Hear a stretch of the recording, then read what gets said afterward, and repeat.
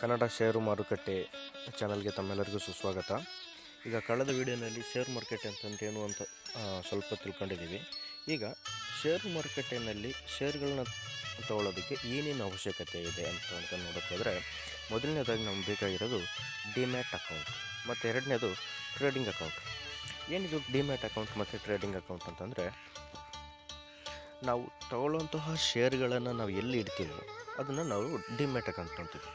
ಈಗ ಬ್ಯಾಂಕ್ ಖಾತೆ ಇರುತ್ತೆ, ಈಗ ಬ್ಯಾಂಕ್ ಅಕೌಂಟ್ ಒಂದು ಸೇವಿಂಗ್ ಬ್ಯಾಂಕ್ ಅಕೌಂಟ್ ಅಂತ ಇರುತ್ತೆ. ನಾವು ದುಡ್ಡನ್ನು ಅಲ್ಲಿ ಹಾಕಿದ್ರೆ ಅಲ್ಲಿ ಸೇವ್ ಮಾಡಿಟ್ಟಿರ್ತಾರೆ, ಬೇಕಾದಾಗ ನಾವು ಅಲ್ಲಿಂದ ತಗೊಳ್ಬೋದು. ಅದೇ ಥರ ಇಲ್ಲಿ ಡಿಮ್ಯಾಟ್ ಅಕೌಂಟು ಡಿಮ್ಯಾಟ್ ಅಕೌಂಟಲ್ಲಿ ನಮ್ಮ ಶೇರ್ಗಳನ್ನ ಅಲ್ಲಿ ಹಾಕಿರ್ತಾರೆ, ತೊಗೊಂಡಾಗ ಅಲ್ಲಿರುತ್ತೆ, ಮತ್ತು ಮಾರಿದಾಗ ಅಲ್ಲಿಂದ ತೆಗೆದು ಬೇರೆಯವರ ಇದಕ್ಕೆ ಡಿಮ್ಯಾಟ್ ಅಕೌಂಟ್ಗೆ ಅದನ್ನು ವರ್ಗಾಯಿಸ್ತಾರೆ. ಎರಡನೇದು ಏನಿದೆ ಟ್ರೇಡಿಂಗ್ ಅಕೌಂಟ್ ಅಂತಂದರೆ, ನಾವು ಡೈರೆಕ್ಟಾಗಿ NSEನಲ್ಲೂ ಅಥವಾ BSEನಲ್ಲೂ ಶೇರ್ಗಳನ್ನು ತೊಗೊಳಕ್ಕಾಗಲ್ಲ, ಬೈ ಮಾಡೋದಕ್ಕೆ ಆಗಲ್ಲ. ಕಾರಣ ಇಷ್ಟೇ, ಅಲ್ಲಿ ನಮ್ಮ ಪರವಾಗಿ ಕೆಲಸ ಮಾಡೋರು ಬ್ರೋಕರ್ ಇರ್ತಾರೆ.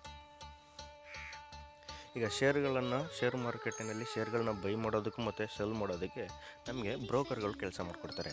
ನಾವು ಎಲ್ಲಿ ಅಕೌಂಟ್ ಓಪನ್ ಮಾಡಬೇಕು ಅಂತ ನೋಡಿದ್ರೆ, ಟ್ರೇಡಿಂಗ್ ಅಕೌಂಟನ್ನು ನಾವು ಬ್ರೋಕರ್ಗಳ ಹತ್ರ ಓಪನ್ ಮಾಡಬೇಕಾಗುತ್ತೆ. ನಾವು ಟ್ರೇಡಿಂಗ್ ಅಕೌಂಟ್ ಓಪನ್ ಮಾಡಿದಾಗಲೇ ಅವ್ರು ಏನು ಮಾಡ್ತಾರೆ ಅಂದರೆ ಡಿಮ್ಯಾಟ್ ಅಕೌಂಟನ್ನು ಸಹ ಓಪನ್ ಮಾಡಿ ಕೊಡ್ತಾರೆ. ಈ ಎರಡು ಅಕೌಂಟ್ ಇದ್ದರೆ ಮಾತ್ರ ನಾವು ಶೇರ್ಗಳನ್ನ ಕೊಳ್ಳೋದಕ್ಕಾಗೋದು. ಈ ಡಿಮ್ಯಾಟ್ ಅಕೌಂಟು ಮತ್ತು ಟ್ರೇಡಿಂಗ್ ಅಕೌಂಟ್ನ ಓಪನ್ ಮಾಡೋದಕ್ಕೆ ಏನೇನು ಬೇಕು ಅಂತ ನೋಡಿದ್ರೆ, ಮೇಯ್ನಾಗಿ ಆಧಾರ್ ಕಾರ್ಡು. ಈಗ ಸದ್ಯಕ್ಕೆ ಎಲ್ಲ ಕಡೆ ಆನ್ಲೈನ್ ಆಗಿರೋದ್ರಿಂದ ಆಧಾರ್ ಕಾರ್ಡ್ ಒಂದಿದ್ದರೆ ಸಾಕಾಗುತ್ತೆ.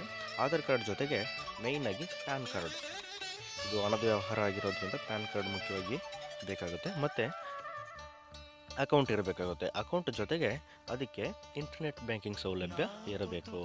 ಯಾವುದೇ ಕಾರಣಕ್ಕೂ ಟ್ರೇಡಿಂಗ್ ಖಾತೆಗೆ ನಿಮ್ಮ ಅಮೌಂಟನ್ನು ಟ್ರಾನ್ಸ್ಫರ್ ಮಾಡಬೇಕಾದ್ರೆ ಅದು ನಿಮ್ಮ ಸ್ವಂತ ಖಾತೆಯಿಂದ ಮಾತ್ರ ಟ್ರಾನ್ಸ್ಫರ್ ಮಾಡಬೇಕಾಗುತ್ತೆ. ಮತ್ತು ಅಲ್ಲಿಂದ ಅಮೌಂಟನ್ನು ತೆಗಿಬೇಕಾದ್ರೂ ನಿಮ್ಮ ಸ್ವಂತ ಖಾತೆಗೆ ತಗೊಳ್ಳೋದ್ರಿಂದ ಅಲ್ಲಿ ನಿಮ್ಮ ಇಂಟರ್ನೆಟ್ ಬ್ಯಾಂಕಿಂಗ್ ಅವಶ್ಯಕತೆ ಇದೆ.